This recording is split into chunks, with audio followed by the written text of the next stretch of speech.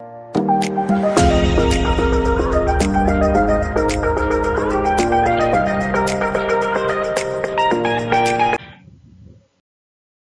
To our mathematics channel. So ఈ వీడియోలో మనం 10th క్లాస్ కి సంబంధించి ఏపీ న్యూ సిలబస్ లో భాగంగా చాప్టర్ నెంబర్ 3 అయిన pair of linear equations in 2 variables లో 8th టాపిక్ గా ఎక్సర్సైజ్ 3.2 పార్ట్ 2. సో దీనిలో భాగంగా ప్రాబ్లమ్స్ 2 అండ్ 3 లోని రోమన్ నెంబర్ 1 నుంచి 3 వరకు ఈ 4 ప్రాబ్లమ్స్ యొక్క సొల్యూషన్స్ మనం నేర్చుకోబోతున్నాం. సో ఎక్సర్సైజ్ 3.2 లో second, solve 2x plus 3y equal to 11 and 2x minus 4y equal to minus 24 and hence find the value of m for which y is equal to mx plus 3. So దీనికి ముందున్న problem number 1 వరకు మనం పూర్తిగా గత వీడియోలో చేసాం. So second problem exercise లో మనం స్టార్ట్ చేస్తున్నాం. ఫస్ట్ గివెన్ ఈక్వేషన్స్ ఒకసారి అబ్జర్వ్ చేయండి. మనకి ఇచ్చిన ఈక్వేషన్స్ ఏమిటి? 2x plus 3y equal to 11, 2x minus 4y equal to minus 24. ఈ ఇచ్చిన ఈక్వేషన్స్ ని ముందు మనం ప్రెజెంట్ చేద్దాం. So equation number 1 and equation number 2 గా ఇచ్చిన ఈక్వేషన్స్ కి నేమింగ్ ఇచ్చాం.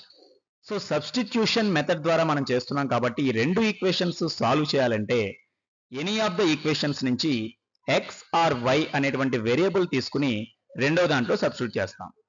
సో ఇక్కడ మనం సపోజ్ ఫస్ట్ ఈక్వేషన్ ఇక్కడ తీసుకున్నాం అనుకుంటే మనం ఏం రాయొచ్చు? ఇక్కడ ఫ్రమ్ ఈక్వేషన్ 1, ఇక్కడ ఉన్నటువంటి ఈక్వేషన్ 1 నుండి ఎక్స్ ఆర్ వై దేన్నైనా సరే మనం వాల్యూని అదర్ టర్మ్స్ లో రాయవచ్చు. సో ఇక్కడ ఎక్స్ వాల్యూ రాయాలంటే వై టర్మ్ రైట్ సైడ్ కి వెళ్ళాలి. సో మనం ప్లస్ 3y అనేది రైట్ సైడ్ కి షిఫ్ట్ అయింది అనుకుంటే 2x ఇజ్ ఈక్వల్ టు ఎంత అవుతుంది?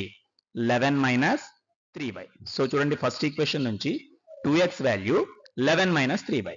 Now we have to find the value of x. So 2x నుంచి x కావాలంటే ఇంటూ 2 ఇటు వస్తే బై అవుతుంది. So x is equal to 11 minus 3y by 2 whole by 2. So ఇక్కడ 11 3y లైక్ టర్మ్స్ కాదు కాబట్టి ఇది మైనస్ మాత్రమే ఇలా ఉంచగలం. సో దీన్ని తీసుకువెళ్ళి ఇప్పుడు దీన్ని మనం ఏమనుకోవచ్చు? ఈక్వేషన్ అనదర్ ఈక్వేషన్ గా నేమ్ ఇవ్వచ్చు. Let us say this equation number 3. So ఈ థర్డ్ ఈక్వేషన్ ఏమి కొత్తది కాదు, ఆల్రెడీ ఫస్ట్ ఈక్వేషన్ నుంచి మాడిఫై చేసాం. బట్ ఈ థర్డ్ ఈక్వేషన్ లో ఉన్న x వాల్యూని తీసుకెళ్ళి మనం ఎక్కడ రాయాలి? సెకండ్ ఈక్వేషన్ లో సబ్స్టిట్యూట్ చేయాలి. ఎందువల్లంటే ఈ థర్డ్ ఈక్వేషన్ ఫస్ట్ నుంచి వచ్చింది కాబట్టి. సో ఈ x వాల్యూని తీసుకెళ్ళి 2 అనే ఈక్వేషన్ లో మనం రాద్దాం. So substituting x is equal to 11 minus 3y by 2 in equation number 2. So second equation లో x ఉన్న ప్లేస్ లో ఈ వాల్యూ మొత్తాన్ని మనం రాయాల్సి ఉంది. సో x ఉన్న ప్లేస్ లో రాస్తే ఏమొస్తుంది చూడండి, ఇక్కడ 2x అని ఉంది.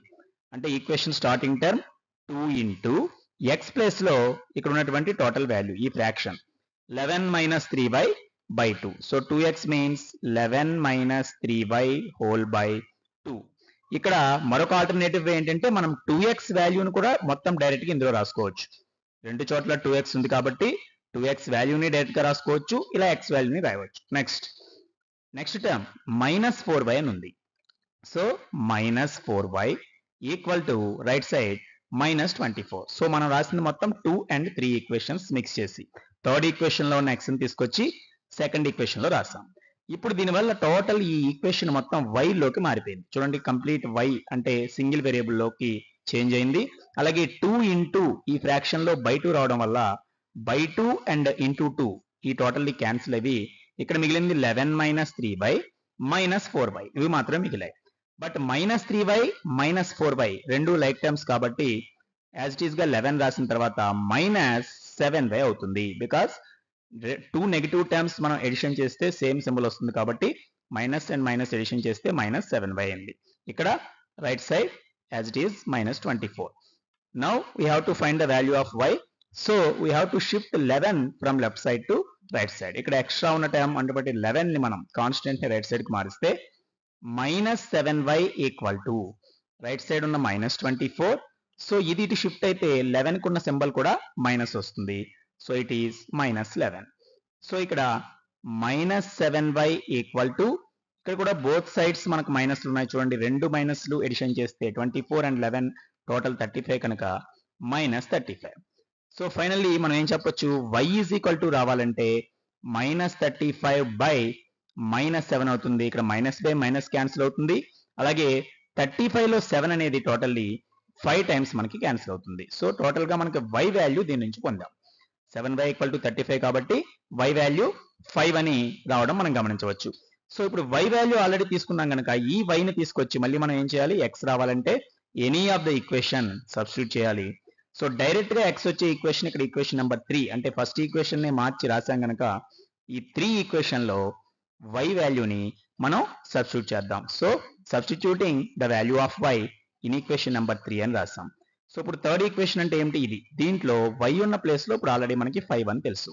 సో ఆ ఈక్వేషన్ ఏమవుతుంది, ఇప్పుడు x is equal to right side third equation లో 11 మైనస్ 3y న్యూమరేటర్ ఉంది కనుక 11 మైనస్ 3 ఇంటూ y ప్లేస్ లో 5 హోల్ బై 2. చూడండి యాజ్ ఇట్ ఈస్ గా థర్డ్ ఈక్వేషన్ లో y ప్లేస్ ఒకటే మనం మార్చాం. సో దీన్ని మరింత మనం సింప్లిఫై చేస్తే x is equal to 11 minus 3 into 5 ఉంది కనుక ముందు దీన్ని ఇంటూ చేయాలి, 3 5 ఆర్ 15. సో 11 మైనస్ 15 బై 2 అయింది. 11 లో 15 తీస్తే మనకు వచ్చేది మైనస్ ఎక్కువ ఉంది, minus 4 by 2. So minus 4 by 2 means it is nothing but minus 2. చూడండి 2 4 లో 2 టైమ్స్ కాబట్టి ఫైనల్ గా x రిజల్ట్ ఎంత వచ్చింది, మైనస్ 2 వచ్చింది. సో ఇప్పుడు మనకి x ఏమో మైనస్ 2, y ఏమో 5. ఈ రెండింటిని కూడా మనం కామన్ సొల్యూషన్ గా అంటే ఈ రెండు సాల్వ్ చేయాలంటే x వాల్యూ y వాల్యూ ఎంత ఉండాలి, మైనస్ 2 అండ్ 5 ఉండాలి. బట్ ఈ రెండిటి ఆధారంగా ఇప్పుడు m అనే వాల్యూ కనుక్కోమని మరొక రిలేషన్ ఇవ్వడం జరిగింది. మనకి ఇచ్చిన రిలేషన్ చూడండి, y is equal to mx plus 3 అవ్వాలి. సో అదే విషయం ఇక్కడ రాస్తాం. సో మనకి but it is given that అంటే మనకి ప్రాబ్లం లో మరొకటి ఇచ్చినటువంటి మరొక రిలేషన్ ఏమిటి, it is given that y is equal to mx plus 3. But finally question ఏంటి మనకి, find the value of m. ఈ m కనుక్కోవాలంటే ఇక్కడ y ప్లేస్ లో x ప్లేస్ లో ఏం సబ్స్టిట్యూట్ చేయాలో మనకు తెలియాలి. ఆల్రెడీ ఆ రెండు మనం కనుక్కున్నాం. y అంటే ఈ రిలేషన్ లో 5 అవుతుంది, x అంటే మైనస్ 2 అవుతుంది. సో నెక్స్ట్ స్టెప్ లో ఇప్పుడు మనం y and x place as it is గా రాసుకుంటే y ప్లేస్ లో రాయాల్సింది ఎంత, 5. Therefore 5 is equal to mx అంటే చూడండి m ఇంటూ x ప్లేస్ లో మనం రాయాల్సింది minus 2. So m into minus 2 plus 3.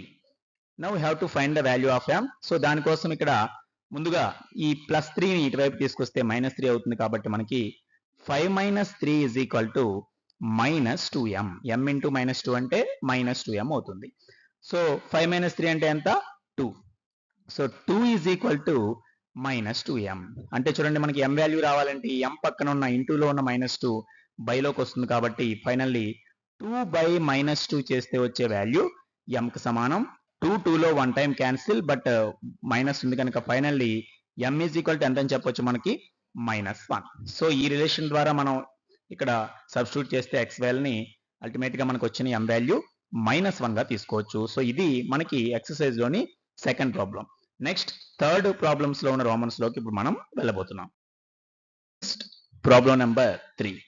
Form the pair of linear equations for the following problems and find their solution by substitution method. So ఇక్కడ third problem లో మళ్ళీ Roman numbers ఇవ్వబడ్డాయి. అన్నిటికీ common question ఇక్కడ ఇచ్చిన దాంట్లోంచి పెయిర్ ఆఫ్ లీనియర్ ఈక్వేషన్ ని మనం ఫామ్ చేయాలంటే మనం తయారు చేయాలి లీనియర్ ఈక్వేషన్స్. ఆ ప్రాబ్లం కి తయారు చేసిన తర్వాత వాటి సొల్యూషన్ ని సబ్స్టిట్యూషన్ మెథడ్ ద్వారా కనుక్కోవాలి. సో దీనిలో ఉన్నటువంటి first Roman number, the difference between 2 numbers is 26 and 1 number is 3 times the other. Find them. So ఇక్కడ క్వశ్చన్ అబ్జర్వ్ చేయండి. x y లో ఇలా డైరెక్ట్ గా ఈక్వేషన్ ఇవ్వకుండా మ్యాటర్ రూపంలో ఇవ్వబడింది. ఈ సిచ్యువేషన్ ని మనం ఈక్వేషన్స్ ఫామ్ చేసి చేయాలి. వీటన్నిటికీ కామన్ క్వశ్చన్ ఇదే. సో డిఫరెన్స్ బిట్వీన్ 2 numbers అంటే 2 numbers ఉన్నాయి మన దగ్గర, వాటి డిఫరెన్స్ 26 అవ్వాలి. ఒక నెంబరు మరొక దానికి 3 times ఉండాలి, అంటే 3 రెట్లు ఉండాలి. అవి ఏ నంబర్లు? ఆ 2 numbers ని ముందుగా మనం ఏం చేస్తాం, x y అనుకుంటాం. ఇక్కడ డిఫరెన్స్ అన్నాడంటే ఒకటి మనకి ఉన్న వాటిలో ఒకటి పెద్ద నెంబర్ ఒకటి చిన్న నెంబర్ ఉంటాయి కాబట్టి ఏదో ఒక దాన్ని పెద్దదాన్ని సపోజ్ x, చిన్న నెంబర్ ని y అలా మనం తీసుకోవచ్చు. So let the 2 given numbers be x, y అని రాశాం. నేను ఇందులో బ్రాకెట్ లో ఈ రిలేషన్ కూడా మెన్షన్ చేశాను చూడండి. ఏదో ఒకటి పెద్ద నెంబర్ అనుకోవాలి కదా, వాటిలో x సపోజ్ పెద్దది అని మన ఉద్దేశంలో తీసుకున్నాం. So x is greater than y అంటే బిగ్గెస్ట్ నెంబర్ ని x గాను ఇక్కడ ఉన్న స్మాలెస్ట్ నెంబర్ ని y గాను తీసుకున్నాం. x is greater than y relation కూడా రాస్తాం. నౌ ఫస్ట్ ఇక్కడ ఇచ్చిన 2 కండిషన్స్, డిఫరెన్స్ బిట్వీన్ 2 numbers ఎంత ఉండాలి, 26. అంటే రెండింటి మధ్య డిఫరెన్స్ చేస్తే 26 రావాలి. ఆ సెంటెన్స్ ఇక్కడ మెన్షన్ చేస్తున్నాం. Difference between them equal to 26. అంటే వేటి మధ్య డిఫరెన్స్ చేయాలి? ఇప్పుడు మనం x కి y కి మధ్య డిఫరెన్స్ రాస్తే దేనికి ఈక్వల్ అవ్వాలి? 26 అవ్వాలి. సో 26 అవ్వాలని చెప్పి ఇప్పుడు మనం ఈక్వేషన్ ని దీనికి తగ్గట్టుగా రాస్తాం. So difference between dum equal to 26 బదులు మనం ఏమని రాయొచ్చు? వీటిలో బిగ్గెస్ట్ నెంబర్ ఏది? x కాబట్టి x లోంచి y తీసేస్తే, డిఫరెన్స్ అంటే x లోంచి y తీసేస్తే మనకి 26 అవ్వాలి. దెర్ఫోర్ ఇక్కడ ఫస్ట్ ఈక్వేషన్ గా మనకు వచ్చేది ఏంటి? x minus y is equal to 26. This is equation number 1. So first relation నుంచి మనకి ఈక్వేషన్ నెంబర్ 1 రాస్తాం. నెక్స్ట్ ఏమి ఇచ్చాడు? One number is 3 times the other. అంటే వీటిలో ఒక నెంబరు మరొక దానికి 3 రెట్లు. జనరల్లీ ఏ నెంబర్ ఉంటుంది? పెద్ద నెంబరు చిన్నదానికంటే ఎక్కువ కాబట్టి 3 times ఉంటుంది. అంటే x అనే నెంబరు y కి 3 times అని రాయాలి. సో ఈ సెంటెన్స్ కూడా మనం మెన్షన్ చేద్దాం. So one number is 3 times the other. ఇదే విషయం ప్రాబ్లంలో ఉన్న విషయాన్ని ఇక్కడ రాసాం. దెర్ఫోర్ దీని ఆధారంగా వచ్చేటువంటి ఈక్వేషన్ ఏమిటి?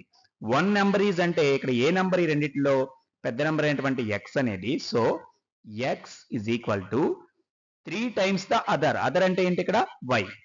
y ని ఏం చేస్తే రావాలి? 3 times. సో ఇక్కడ 3 తో మల్టిప్లై చేయాలి. So x is equal to 3y. This is equation number 2. So directly ఇక్కడ రెండు ఈక్వేషన్స్ ఇప్పుడు వచ్చాయి.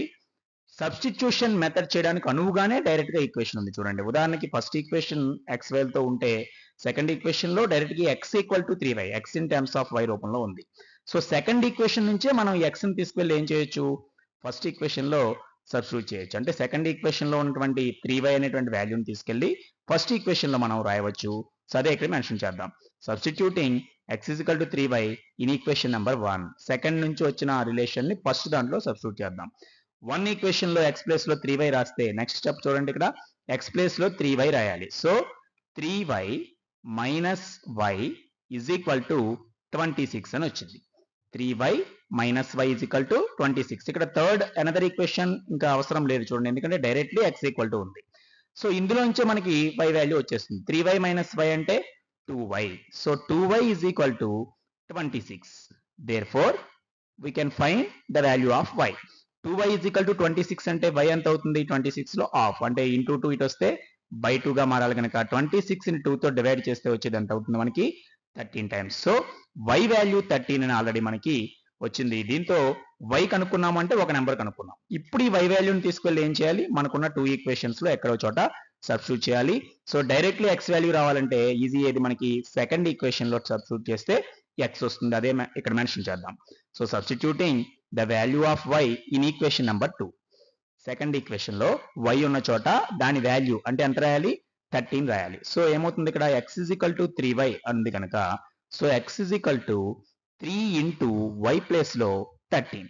చూడండి యాజ్ ఇట్ ఈస్ గా ఇందులో y ప్లేస్ లో 13 రాసాం. So 3 into 13, 3 13s are 39. So we got x is equal to 39. So మనకి బోత్ సొల్యూషన్స్ వచ్చాయి చూడండి. x value 39, y value 13. xy అంటే ఏంటి? ఇంతకీ ఇక్కడ ప్రాబ్లం లో ఇచ్చిన 2 నెంబర్స్. సో ఫైనల్ గా మన conclusion the required numbers are 39, 39 mention చేయవచ్చు. అంటే x అండ్ y అనే బదులు 39, 39 తీసుకోవచ్చు. సో ఇది ప్రాబ్లం లో మనకి 3 లో ఇచ్చిన రోమన్ నెంబర్ 1. ఇక ఈ 3 లో కామన్ క్వశ్చన్ ఇదే. నెక్స్ట్ రోమన్ నెంబర్ లో ఇచ్చిన ప్రాబ్లం ఇప్పుడు మనం చూద్దాం. నెక్స్ట్ 3 లో Roman number 2. The larger of 2 supplementary angles exceeds the smaller by 18 degrees. Find them. So this problem is about supplementary angles. Supplementary angles అంటే ఏమిటో మనకి ముందు తెలిసి ఉండాలి. అలాగే వాటిలో లార్జర్ అంటే పెద్ద యాంగిల్ వాల్యూ స్మాలర్ కంటే ఎక్సీడ్స్ అంటే దాటటం ఎంత ఎక్కువగా ఉంది అంటే 18 degrees ఎక్కువగా ఉంది. ఇక్కడ యాంగిల్ మెజర్మెంట్ డిగ్రీస్ లో తీసుకుంటాం. ఆ యాంగిల్స్ ఏంటో కనుక్కోవాలి. సో ఇక్కడ కూడా మనకి 2 యాంగిల్స్ ఉన్నాయి కాబట్టి వాటిని ఎక్స్ వై అని మెన్షన్ చేద్దాం. వాటిలో ఒకటి బిగ్గర్ యాంగిల్ ఉంటుంది, దాన్ని ఎక్స్ అనుకుందాం, స్మాలర్ వై అనుకుందాం.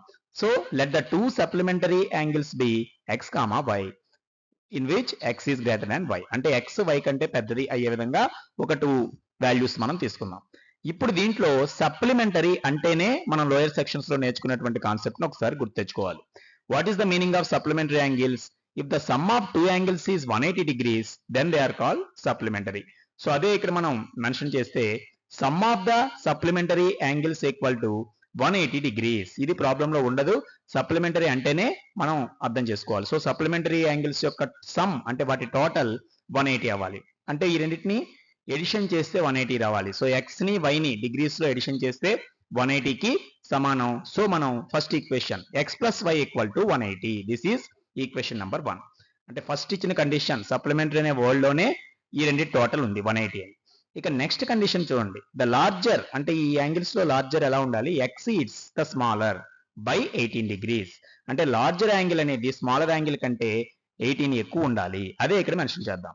The larger angle exceeds the smaller by 18 degrees. ఇప్పుడు దీన్ని ఈక్వేషన్ రూపంలో రాస్తే చూడండి, which is the larger angle? Here X is the larger angle. So larger angle exceeds smaller అంటే ఏంటి? లార్జర్ కి స్మాలర్ కి మధ్య తేడా ఎంత ఉండాలంటే 18 ఉండాలి. అంటే ఇందాక ప్లస్ చేస్తే 180 వచ్చింది, ఇప్పుడు డిఫరెన్స్ చేస్తే 18 రావాలని మనకి ఇచ్చినట్టు. దేర్ఫోర్ ఇప్పుడు నెక్స్ట్ కండిషన్ మనకి ఏమి ఇచ్చినట్టు? X minus y is equal to 18. This is equation number 2. ప్రస్తుతం దీనికి మీనింగ్ ఇదని అర్థం చేసుకోండి. లార్జర్ యాంగిల్ స్మాలర్ యాంగిల్ ని 18 తేడాతో ఎక్కువ ఉండాలి. అంటే చూడండి, లార్జర్ లోంచి స్మాలర్ తీస్తే 18.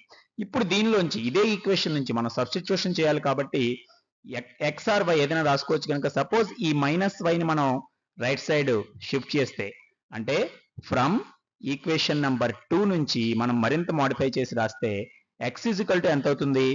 18 ప్లస్ వై అవుతుంది. Let us say this is equation number 3.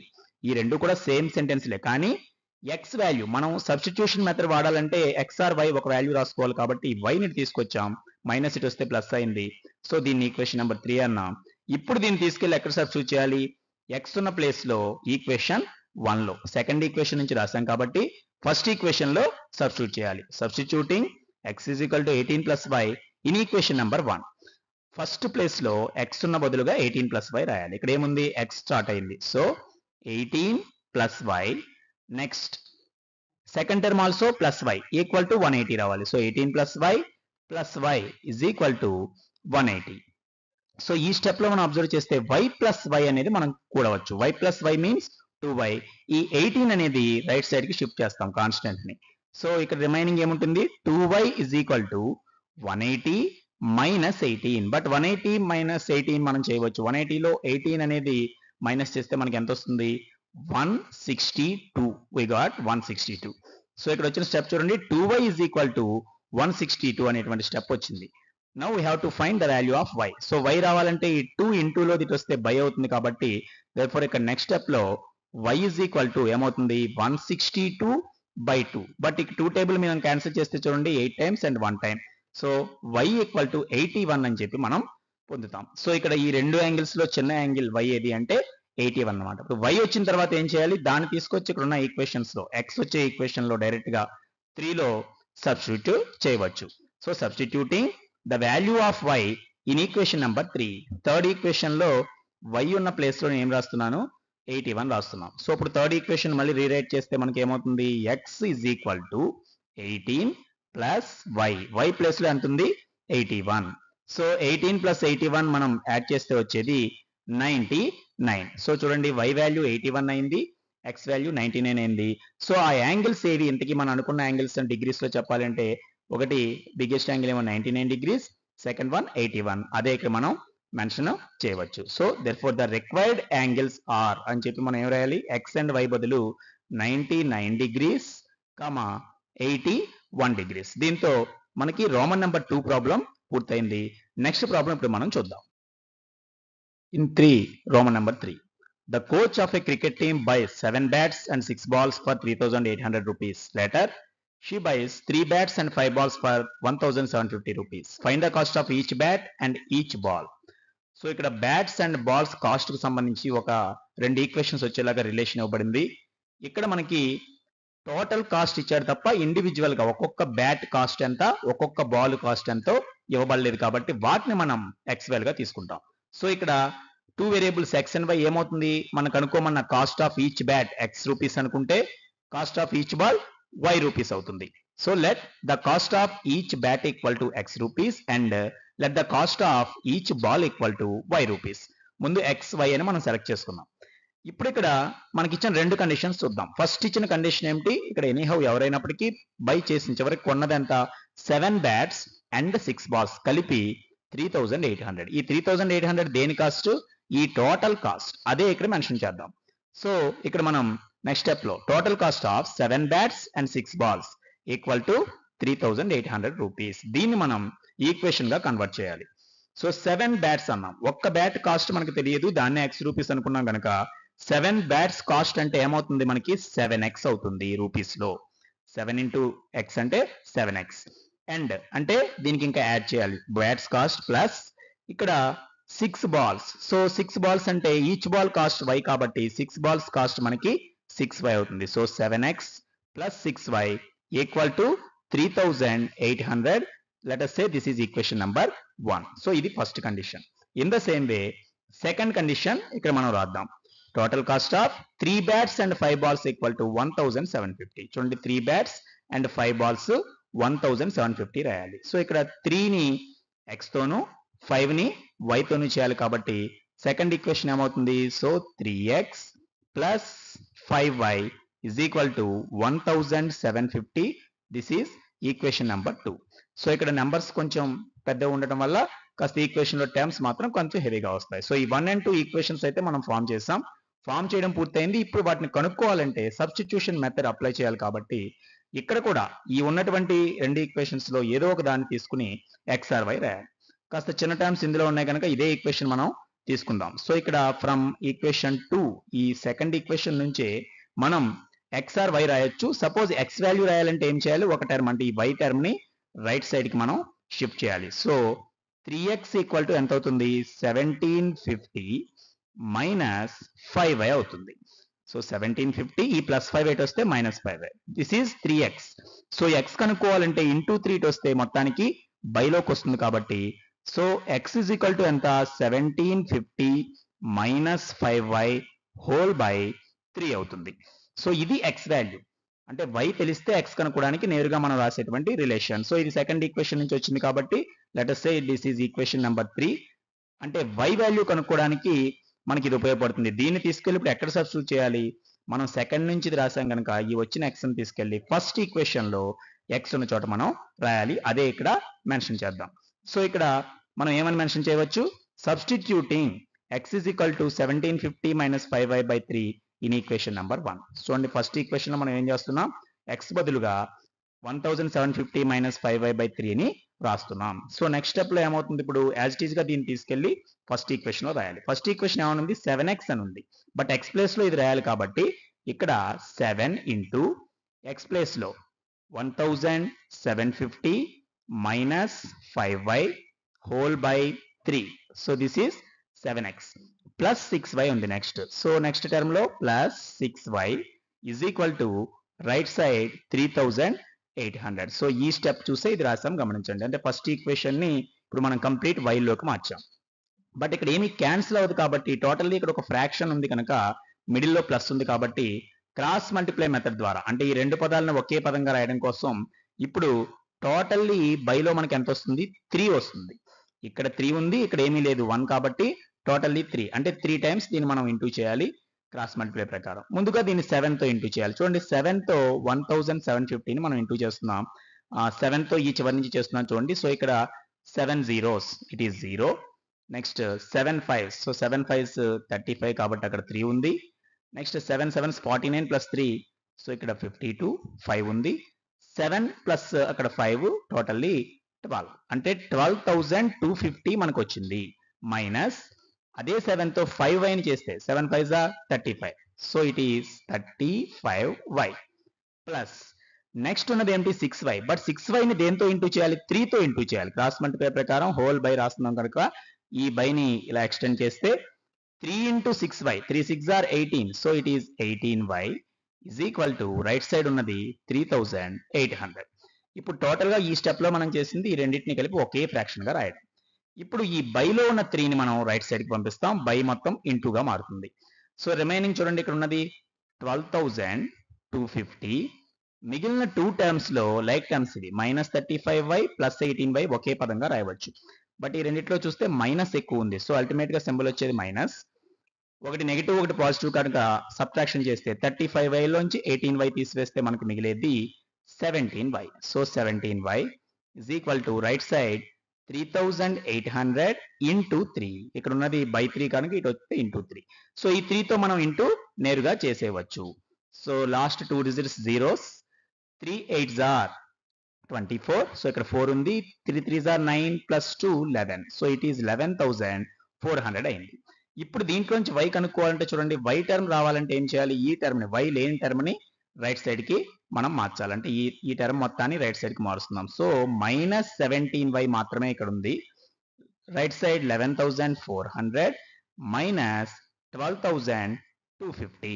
చూడండి ఇక్కడ ఈ పదం ఇటు వస్తే మైనస్ గా మారింది. అయితే ఈ రెండింటిని మీరు అబ్జర్వ్ చేస్తే ఈ ప్లస్ లోంచి మైనస్ అనేది మనం మైనస్ ఎక్కువగా ఉంది కనుక తీసివేస్తే మనకి ఫైనల్ గా మైనస్ సింబల్ వస్తుంది. బట్ ఎందులోంచి ఏది తీయాలి? ఇక్కడ ఈ రెండింటిలో ఇది పెద్దది కాబట్టి 12,250 లోంచి, అంటే నేను ఇక్కడ పక్కన రాస్తున్నాను చూడండి, 12,250 లో నుంచి 11,400 ని మనం మైనస్ చేయాల్సి ఉంది. ఒకసారి ఈ మైనస్ ఈ విధంగా చేసి చూపిస్తున్నాం. సో టోటల్లీ ఇక్కడ వి గాట్ 850 అబ్జర్వ్ చేయండి. బట్ మైనస్ ఎక్కువ ఉంది కనుక ఇక్కడ ఏమని వచ్చింది మనకి? -850 అనేది వచ్చింది. Which is the value of -850? -17y equal to -850. So next step లో మనకి y రావాలంటే ఇంటూలో ఉన్న ఈ మొత్తం -17 బైలోకి వస్తుంది కనుక నెక్స్ట్ స్టెప్ లో therefore y is equal to -850 by -17. Minus by minus ఇది పాజిటివ్ గా మారుతుంది. 850ని మనం 17 తో డివైడ్ చేయాలి. బట్ 17 టేబుల్ మీరు అబ్జర్వ్ చేస్తే 5 17s are 85. సో టోటల్లీ ఇది ఇందులో 5 టైమ్స్ పోతుంది కాబట్టి మొత్తంలో 50 టైమ్స్ మనకి క్యాన్సిల్ అయింది. అంటే మనకి y వాల్యూ ఎంత వచ్చింది? 50. y అంటే ఏమిటి? ఇంతకి బాల్ కాస్ట్ అనమాట. అంటే మనకి y వాల్యూ ముందు తెలిసిపోయింది. సో y వాల్యూ ఎప్పుడైతే వచ్చిందో దాన్ని మళ్ళీ మనం ఎక్కడ సబ్స్టిట్యూట్ చేయాలి? మనకి తెలిసిన ఈక్వేషన్స్ లో డైరెక్ట్ గా x వాల్యూ వచ్చేటువంటి థర్డ్ ఈక్వేషన్ లో మనం సబ్స్టిట్యూట్ చేయవచ్చు.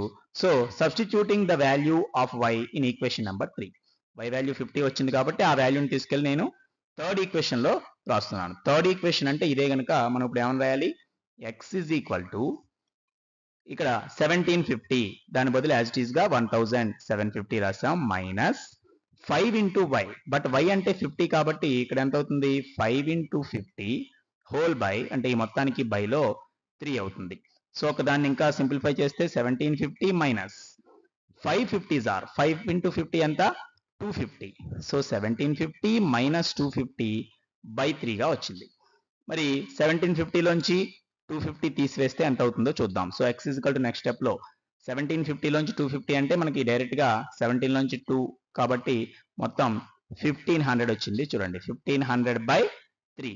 మరి ఇక్కడ 3 టేబుల్ 15 లో క్యాన్సిల్ అవుతుంది కనుక 5 times totally we got 500. So రెండు వాల్యూస్ కూడా మనం పొందాం. చూడండి y వాల్యూ 50 అయితే x value 500. But what is the value of x represents? x అంటే ఏమిటి? ఇక్కడ cost of each bat. So each bat cost 500 rupees అయితే ఈచ్ బాల్ కాస్ట్ ఎంత అంటే 50 రూపీస్. అది కన్క్లూజన్ గా మనం రాయగలుగుతాం. Therefore the cost of each bat equal to 500 rupees and the cost of each ball equal to 50 rupees. So దీంతో మనకి 3 లో ఉన్నటువంటి 6 రోమన్ నెంబర్స్ లో 3 రోమన్ నెంబర్స్ పూర్తయ్యాయి.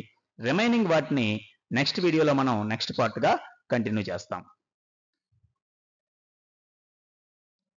So see the video description for previous chapters and topics details and links. దీని ముందు చేసిన chapters గానీ టాపిక్స్ గానీ లింక్స్ మనకి డిస్క్రిప్షన్ లో ఉంటాయి.